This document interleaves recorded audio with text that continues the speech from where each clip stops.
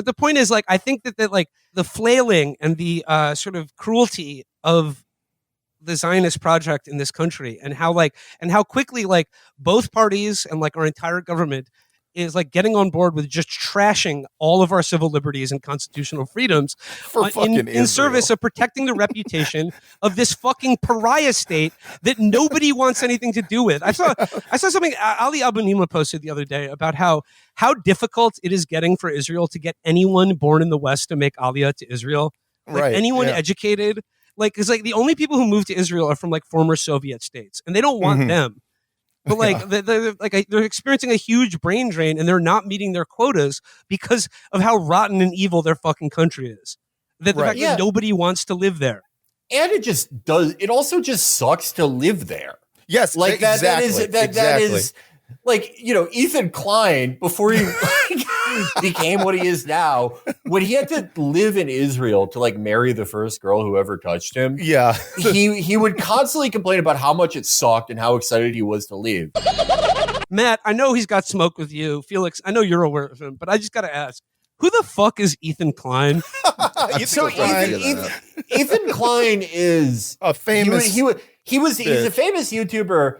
He actually, do you know the Bolt guy? For what? What did he do on YouTube? Well, okay. So he's kind of the reason that like fair use as a concept exists on YouTube, because him and his wife like made these videos making fun of this guy, the Bolt guy, who Michael Hudson originally showed me, who made these hilarious like skits that were like a mix of parkour and pickup artistry. I remember the Bolt guy. Yeah, the Bolt guy's awesome. I love the Bolt guy. And history has vindicated him. Yeah. Also, like, it works to like go up to a girl and be like, "Think you could catch me?"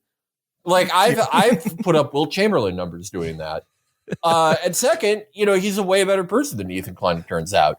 But they have a really popular YouTube channel, and they would do like, you know, like skits and like news commentary. It was a little more elevated than what you saw on YouTube at the time, which was mostly like, you know, using a Ouija board to contact my dead girlfriend, kidnapping my friend prank.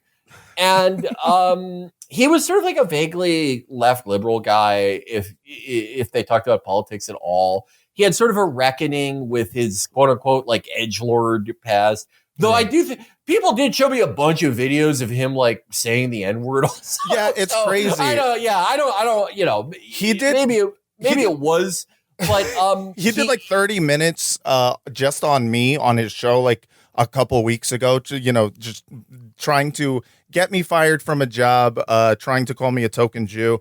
And I was like, damn, he did 30 minutes on that. And then someone sent me his N-word compilation, and it was longer than that. Yeah. And I was like, oh, I'm good. I don't think there's a video, like, I am like usually against, you know, like just taking like a clip and being like, oh, sure. You know, for the most part. But there was one clip I saw where he's watching a video about like a girl who got her leg blown off. Oh, the Boston bombing thing, yeah. And he's like, her pussy's got to be bigger for an N-word like me. And it's like, what the fuck is it? What were you doing? It is. I don't know. He had an interesting theory of how to make content. Yeah. Like he had a reckoning where he was like, I'm sorry for my edgelord past. He had a podcast with Hassan. Yeah. And then there was a falling out because Ethan was like, you know, he was one of these like, I hate Netanyahu and I hate the occupation. Right. But we have to not demonize people, guys. And now he's like Ross Glick now. He's just, like, the pretense has gone away. It's crazy. Go ahead.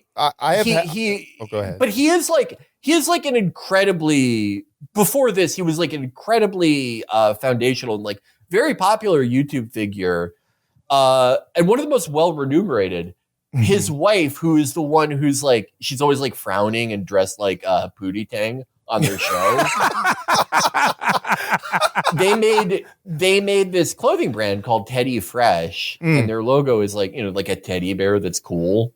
And they made like tens of millions of dollars through all this, which makes all of this so funny. He's been having like a year-long panic attack over like Hassan and now Matt, and he's posting to his stories on Adderall like 40 times a day. I got posted on there once.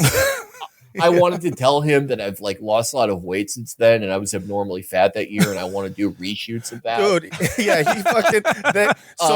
On the stream where he like did 30 minutes just on me, they put me on the thumbnail, and it was like a headshot picture, and they like maybe an hour before the stream started, they changed the picture to something less hot.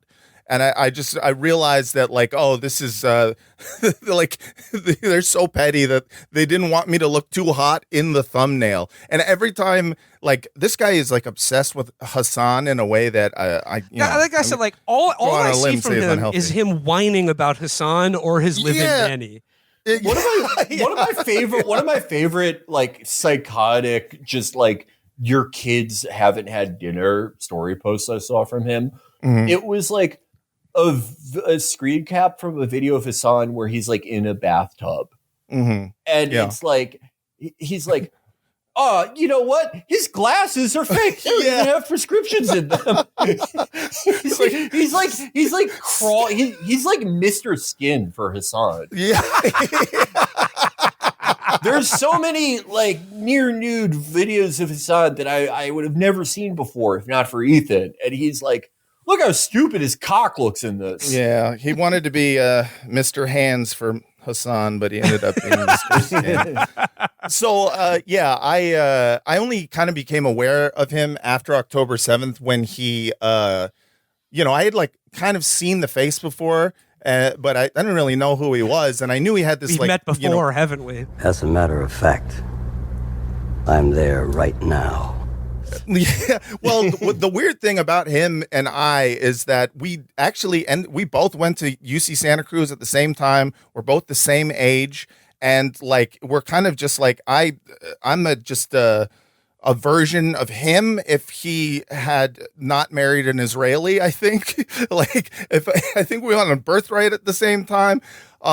So yeah, like he's just this guy who. After October 7th, after he started like beefing with Hassan, the only reason I started covering him was because he kind of dedicated his show to doing Israeli propaganda. And one of the big things that he did was he got Twitch to change the terms of service so that Zionism or saying Zionist is a slur.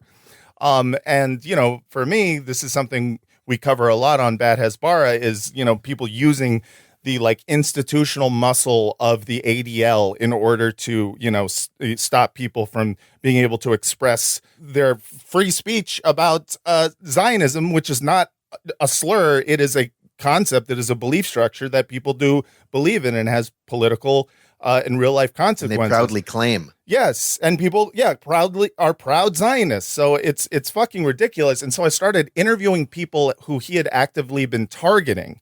And that, I think, is what pissed him off. I interviewed Frogan, who's a streamer who he had banned from Twitch. This guy, Anthony, who was does a podcast called Do Not Worry, which is he's essentially a former Ethan fan who's watched. It's a podcast from Lebanon where he, talks about, Zionism and talks about what's going on, with Israel's bombardment of Lebanon.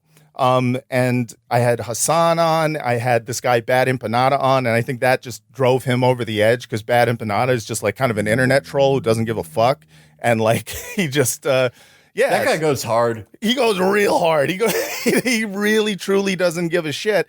And we had a great conversation with him, not about Ethan. We talked about Zionism and stuff, and that really pissed him off because I think with Ethan, the big thing is that liberal Zionists are fundamentally insecure, and their entire belief structure, everything that they believe in is centered around the fact that they are moral people, and so anyone claiming that any of their preconceived notions about Israel might be in fact wrong, like completely shatters their self-image, and so rather than having to like rebuild your own self-image or kind of like learn from anything. You just, double down and turn into the most grotesque version of yourself. And so he's a weird guy, man. I think he really just wants to fuck Hassan, which is like, that's fine, man. Fair. That's fine. Fair. He's hot. Oh, yeah. Yeah. I mean, I get it, but it is really strange. He's been going after me for a bit now. It's a weird pattern too, because like we've talked about the phenomenon of like, Michael Rappaport guys, guys who it's been a rough past decade, 15 years. Yeah. You only see them when you look at their IMDb. It's like, movies that don't have a Wikipedia. Like a Kevin Hart web series in 2012 called like I'm my own damn husband, and they play a character called like pervert number 3. And so like there's an economy for guys like that where they can join some insane organization and they can post an interview and be like, Hollywood A-lister reveals anti-Semitism in Hollywood. But Ethan Klein made an incredibly good living. Ethan and Hila both. They were some of the most well-remunerated people ever on YouTube and still are. They were near the height of their powers. Like maybe not as huge as they were in like 2016, as far as I understand, but like definitely not like Michael Rappaport territory. But ever since they've done this, I think it's just like too fucking weird for most of the people that watch. Right. I think most of the people who watch like just have no idea what any of this is about. I don't even think they like know where Israel is. Right. But they look at this guy who they thought of as like the funny Vape Nation guy. And his story looks like those people you have that like in your life that are always having mental breakdowns. Yeah. Where it just looks like ellipses at the top, 50 a day, complaining. Like, if you only knew who Ethan was, you would just be like, he sure hates this naked guy. Yeah, exactly. He keeps calling this naked guy a Nazi. Michael Rappaport thing makes total sense. Like, it's shocking if you're watching like someone who's being so callous about the death of like children. And, obviously you're just like, whoa, that's fucking weird. But it makes sense if you consider how many times he posts a picture of a plane ticket to Israel and goes, I'm taking another plane ride. And it's just like, he's in it for the free plane ride. I get that. It's fun to travel and be put up in a hotel. But the Ethan thing is weird. It's so much more self-destructive. And it's like someone who I think, it's like when you value ego over your own well-being, which is, it's crazy. It just kind of. Well, speaking of ego, I have nothing to say about Ethan Klein because he did a whole 30-minute video on you. I'm sitting right there, right next to you on the video. Doesn't even fucking mention me. I mean, you know what? You come at the king, you best not miss. But if you do miss, at least mention his second in command. At least mention his, his viceroy. At least mention you his should have advisor. taken a stray. I've told him this. I was like, you should go after Daniel. He's someone we could get deported together. I got Daniel. I know exactly how you feel because like during this, when I would go on Hassan, I was like, I thought of myself as the guy in the squadron with the M249. Sure. Where it's like I'm going to stand out there. I'm going to take fire. I'm going to draw fire to draw his aggro. Right. Because, I have so much experience being yelled at. Some would even say that I like it when it happens now. Yeah. And I said all this stuff. And I only got posted once. It just didn't work. Yeah. So I said all this like terrible stuff about him and continue to do so. But it doesn't work. He's like, fuck you. Who has more videos of Hassan taking a bath? Well, I think Matt said this. He's fixated on whoever he thinks he can get fired from something. Right. Exactly. He didn't start coming after me until he found out I have a job that he wants. And so like that I think pissed him off more than anything else. And he's like, oh, good, I can get someone fired. And that's kind of been his MO. I mean, it's funny the amount of excuses I think a lot of people might, not just Ethan, but like a lot of Zionists make for what is essentially just a campaign to try to disenfranchise or somehow punish people who are pro-Palestinian voices. Like it's at the end of the day, it's his entire MO. He can make up whatever bullshit reason as to why. I mean, he's like, you platform the terrorists. I was like, bad empanada? He plays video games and talks about Zionism. But it's just an excuse to deplatform people. The funny thing about Ethan is he keeps claiming he's pro-Palestine. Yeah, no, he still so does funny. that. It's so funny. He's always just like, I'm the most pro-Palestine person in the world. Anyways, next topic is going to be another goddamn pro-Palestine person who I think should be put straight to jail. Yeah, I mean, this is your point about like going after people who can get fired. This is giving me an amazing idea. I should just like go to like a sports authority or something and just like pick up some shifts. Yes. And then like make the same posts that I make. Yes.